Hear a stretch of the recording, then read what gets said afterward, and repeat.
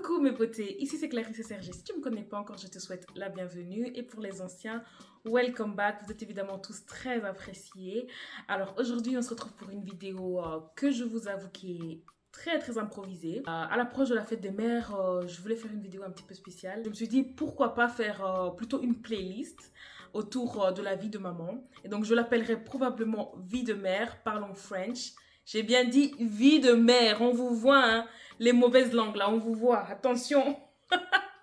La fête des mères a pour but de bien se recentrer sur cette maman qui soit nous a donné la vie ou celle qui nous a élevés pour lui dire à quel point on est reconnaissant, à quel point on l'aime. Il faut le répéter tous les jours, mais surtout le jour de la fête des mères. Petite pensée pour malheureusement ceux et celles qui ont perdu leur maman et qui malheureusement ne peuvent pas fêter avec elle. Alors, petite pensée également pour celles qui sont en essai bébé ou celles qui ont malheureusement perdu leur enfant. On vous envoie beaucoup de courage, beaucoup d'amour. J'ai vraiment une très grosse pensée pour vous parce que je sais que la vie n'est pas du tout facile tous les jours, mais encore plus ce jour où on fête nos mamans. Donc voilà, courage à vous et nous sommes ensemble.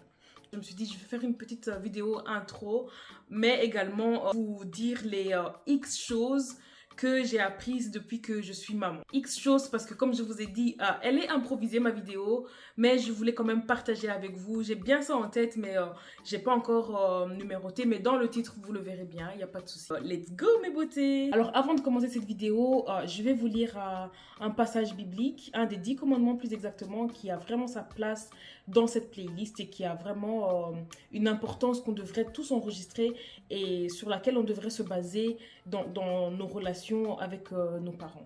C'est la base en fait, c'est la base. Alors, je commence. Honore ton père et ta mère afin de jouir de la longue vie dans le pays que l'Éternel, ton Dieu, t'a donné. Voilà. Je pense que vous connaissez déjà tous ce commandement, mais vous savez que voilà, c'est un des plus importants. Donc, comme je vous ai dit aujourd'hui, j'avais envie de vous dire les X choses que j'ai apprises depuis que je suis maman. C'est que l'accouchement, c'est douloureux, mais c'est plus douloureux que ce qu'on nous dit en fait. Pourquoi les mamans ne parlent pas? L'accouchement, ça fait mal de fou. Ceux qui viennent dire oui, en mode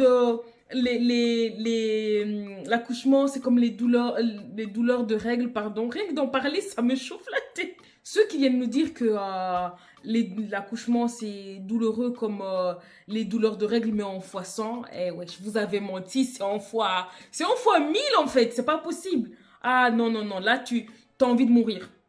T'as envie de mourir, c'est pas possible. Je veux pas vous faire peur, mais la réalité, c'est ça. On ne nous parle pas assez. Et moi, je suis là pour vous parler French, mes beautés. Alors, la deuxième chose que j'ai apprise depuis que je suis maman...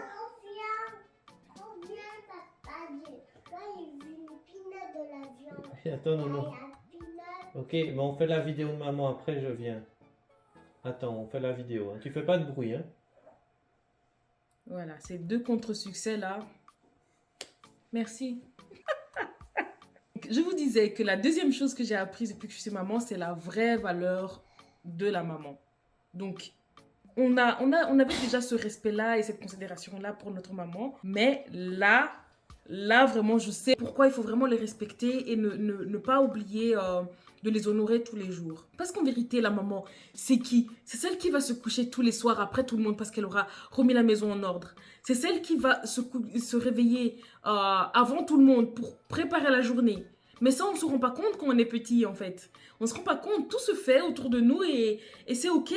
On ne se pose pas de questions. Alors qu'elles sont là derrière, elles font tout et tout et tout. Et malgré qu'on pourrait parfois se prendre la tête, on pourrait se disputer comme dans toutes les relations, mais il faut se rendre compte que, en fait, la maman qu'on a, c'est la meilleure maman qu'on pourrait avoir sur cette terre, en fait. C'est celle que le Seigneur a prévue pour nous et le Seigneur nous a prévu pour être l'enfant de cette maman. Donc, il n'y a rien de plus beau, il n'y a rien de plus important et respectons ça.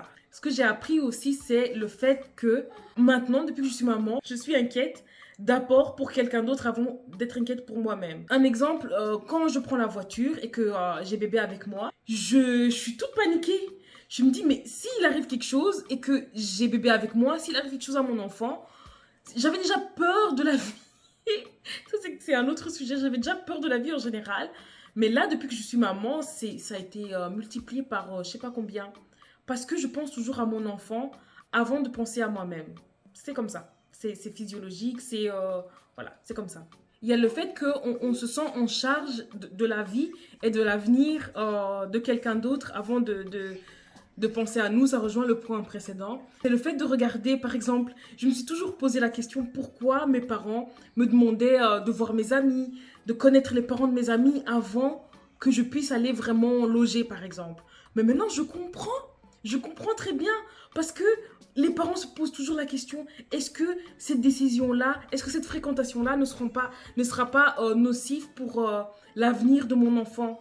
Ça, c'est quelque chose que j'ai réalisé depuis que je suis maman et ça me faisait limite bouder quand on me demandait ses parents font quoi quand je rencontrais une copine et que je voulais aller loger chez elle. Mais maintenant, je vais poser 10 fois plus de questions que ce que mes parents posaient en fait. Parce que c'est... On veut toujours le meilleur pour son enfant, on veut toujours s'assurer que son présent et son avenir seront au top, quoi. En tout cas, qu'on fera le meilleur pour que ce soit au top. Et alors, ce que j'ai appris aussi, c'est que, en fait, on met tout de suite, machinalement, l'enfant et ses besoins avant les nôtres. Vous allez me dire, c'est logique. Mais bon, parfois, on a tendance à croire que ça pourrait s'équilibrer. Non, je vous donne un exemple. Par exemple, quand je vais faire les magasins de vêtements, je me retrouve parfois à rentrer sans rien. Et j'étais partie que pour moi. Mais je fais les courses bébé, nanana. Et puis soit j'ai plus de sous, ça peut arriver très souvent même, soit j'ai plus le temps. Donc je me retrouve à rentrer avec que des vêtements bébés. Donc ça c'est quelque chose qu'on ne s'imaginait pas, hein, surtout pour des personnes qui adorent faire du shopping à de base et tout et qui vont habituellement pour soi à la base, et ben non. En fait à un moment tu te retrouves à faire que des magasins pour bébés. Par exemple, ça m'est déjà arrivé également de partir. Allez, on a une fête par exemple. Ben, forcément tu prépares tous les trucs la veille et tout, le sac de change et tout ça. Et donc le matin on prépare tout le monde et tout le monde est ok, toutes les affaires sont ok.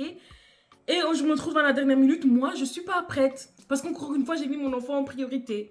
C'est bien, hein, c'est juste, enfin, voilà. Mais d'un autre côté, voilà, c'est pas bien parce qu'il faut pas s'oublier. Il faut aussi pouvoir s'apprêter. Mais c'est quelque chose que j'ai appris depuis que je suis parent, que c'est possible, en fait, de se retrouver dans une situation comme ça et de se dire, ah ouais, en fait, je me suis vraiment, mais totalement oubliée. C'est chaud, ça c'est à corriger aussi parce que ça va pas. Je vais terminer avec un petit passage biblique aussi. Je ne vais pas vous le lire entièrement, mais c'est un passage que j'adore, qui dit que tes parents seront tes dieux sur terre. Dites-moi en commentaire ce que vous en pensez, parce que pour moi, c'est vraiment très très important. Ça rejoint le texte biblique que je vous ai lu au début. Ça nous permet en fait d'encore plus avoir ce respect pour nos parents. Donc, ici, je parle des mamans, mais c'est pour nos deux parents. Je pense qu'à partir du moment où on suit ces deux passages bibliques que je vous ai lus, ça ne peut que bien se passer en fait avec nos mamans et ça nous permet aussi, ceux qui ne sont pas encore parents, de bien comprendre les relations qu'on peut avoir avec nos enfants. C'est une réalité. Voilà, moi j'étais très contente de pouvoir vous partager ces petites anecdotes, en gros ce que j'ai appris depuis que je suis maman.